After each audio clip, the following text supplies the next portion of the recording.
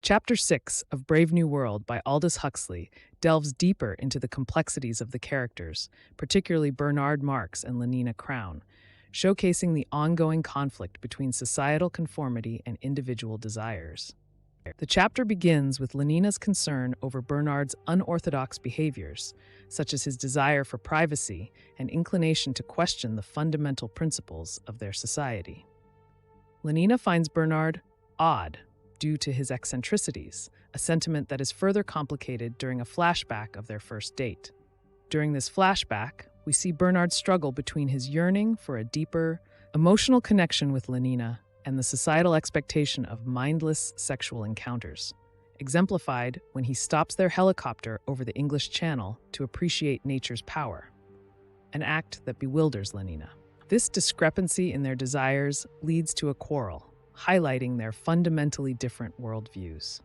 Bernard aspires to an adult emotional relationship, contrasting sharply with the societal norm of casual and indiscriminate sexual relationships, highlighted by their encounter following the date. In the middle section, Bernard's submission of a travel permit to the Director of Hatcheries and Conditioning, DHC, triggers a significant memory for the DHC, who recalls a trip he took to the Savage Reservation. He shares a moment of vulnerability with Bernard, recounting how a woman he had brought with him disappeared during their visit, a memory that still disturbs him. The DHC's sudden shift from nostalgia to anger reflects his discomfort with this emotional reveal, leading him to threaten Bernard with exile to Iceland as a consequence of his nonconformity. Bernard's reaction to this threat is paradoxical. While initially emboldened, he later shares the incident with his friend Helmholtz Watson, seeking validation. Helmholtz, though liking Bernard, disapproves of his boasting and self-pity, signaling a complex friendship that is based on mutual understanding, yet frustrated by Bernard's inconsistencies. As Bernard and Lenina travel to the Savage Reservation, they encounter the warden, who provides information about the reservation's conditions, where the escape is impossible, and natural birth is a reality, drawing a stark contrast to their own society. Amidst this interaction, Bernard suddenly remembers he left the eau de cologne tap running at home, highlighting his preoccupation with trivial matters even in the face of significant events.